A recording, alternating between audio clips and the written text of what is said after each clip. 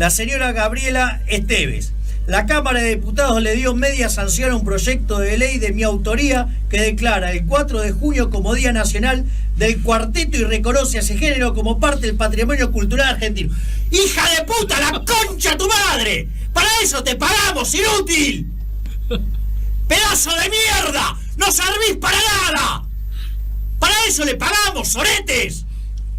¡La gente se está cagando de hambre! ¡Hijos de puta! Eso sí, para levantar la mano y levantar la dieta están todos de acuerdo. ¡Pedazos de mierda! Vamos con más.